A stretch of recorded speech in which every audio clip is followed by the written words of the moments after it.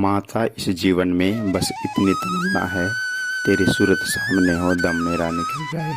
सुनती हो माँ तेरे रहमत दिन रात बरसती है, एक बूंद जो मिल जाए मन की कली खिल जाए। माता तेरे चरणों की गर धूल जो मिल जाए। पूरे हंसवंश 4 अप्रैल को मातृ जयंती के उपलक्ष्य में पूरे धूमधाम से मनाते हैं। प्यारे साथियों, सदगुरुदेव श्री हंस जी महाराज जी के धर्मपत्नी एवं सदगुरुदेव श्री सतपाल जी महाराज जी के माता श्री राजराजेश्वरी देवी मानव उत्थान सर समिति एवं सभी भक्तों के लिए प्रेरणा स्रोत रहे हैं। संपूर्ण मानव जाति के प्रति निरंतर प्रेम, दृष्टि, असीम स्नेह, करुणा और दया के अवतार श्री माँ को संपूर्ण विश्व स्मरण करती है। प्रिय साथियों, श्री माँ का जन्म उत्तराखंड के एक छोटे से गांव में हुआ। अपने परिवार में यह बाल्यकाल से ही कुछ अनूठी और अलग लगती थी। इनके लगे संबंधी बहन भाई एवं माता पिता का कथन था कि राजूली एक दिव्य कन्या थी। इनका मस्तक तेज, पूर्ण और मुखाकृति अलग ही थी। साधारण परिवार में जन्म लेने पर भी यह कुछ असाधारण सी लगती थी। प्रिय साथियों, श्री माँ वात्सल्य और प्रेम की देवी थी। भक्तों और सेवकों के लिए सदैव उनके हृदय में अनन्य प्यार छलकता रहता था। श्री माँ का प्रेम विश्व से भी विशाल था और उनके हृदय में सारा संसार शरण ले सकता था। उनकी महानता, उनकी कृपा और उनकी अलौकिक शक्ति की कोई सीमा नहीं थी।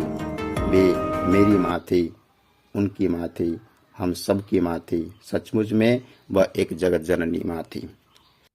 श्री माता जी के सुपुत्र श्री सतपाल जी महाराज अपने स्मरण में कहते हैं कि श्री माँ गरीबों के प्रति बड़ी ही सहज और सहानुभूति थी। वे उनके दुखों को देखकर द्रवित हो जाती थी और उनकी मदद करती थी।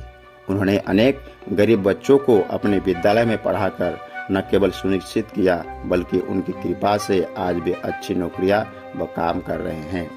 प्रिय महानुभावों, श्री महाराज श्री माँ के जीवन की एक घटना बताते हुए कहते हैं कि श्री माँ एक गांव में गई तो एक अनन्य गरीब और विधवा स्त्री अपने 2 छोटे पुत्रों के साथ आई और श्री माँ के समक्ष रो रो कर अपने दुर्भाग्य की कहानी सुनाने लगी। उसका पति एक सैनिक था जो सीमा पर लड़ाई में शहीद हो गया था। श्री माँ ने गांव के मुख्य लोगों को बुलाकर उस गरीब विधवा की स्त्री के पेंशन के कागजात तैयार करवाए और कुछ बड़े अफसरों को कहकर तुरंत उसे पेंशन दिलवाई। यही नहीं, उसके दोनों बच्चों को अपने सतलोक आश्रम के स्कूल में 12वीं तक शिक्षा दिलाई। आज वे श्री माँ का यशोगान करने लगे हैं।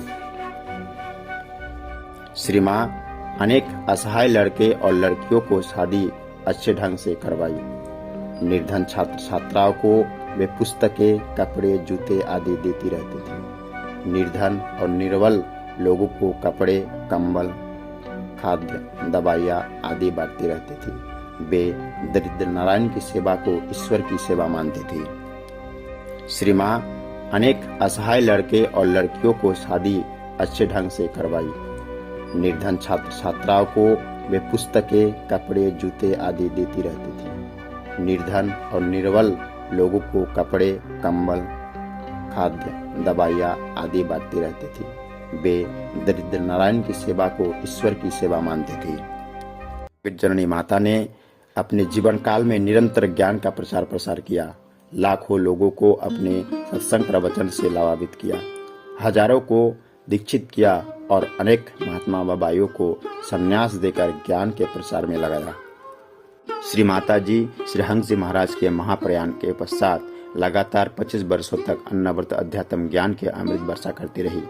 अनेक संघर्षों को उन्होंने झेला, अनेक दानवी शक्तियों का उन्होंने सामना किया। निंदा और स्मृति से ऊपर उठकर सदैव उन्होंने अपने आप को ज्ञान के प्रसार के लिए समर्पित कर दिया।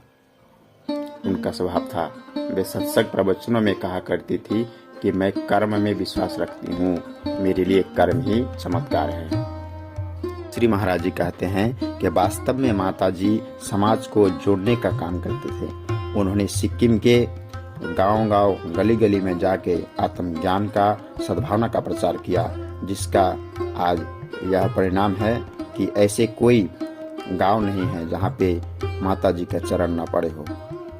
माता जी का एक बहुत प्रिय भजन था कि भाव का भूखा हूँ मैं और भाव ही एक सार है, जो भाव से मुझको भजे तो भव से बेड़ा पार है। प्रिय साथियों, आपके सामने ये जो संदेश हम लोग पहुंचाने का प्रयास कर रहे हैं, इसका पूरा श्रेय मानवोत्तर सर्व समिति को जाता है और इसके कुछ अंश जगतजननी श्री माता राज्य राजेश्वरी स्मृति ग्रंथ से भी लिया गया है।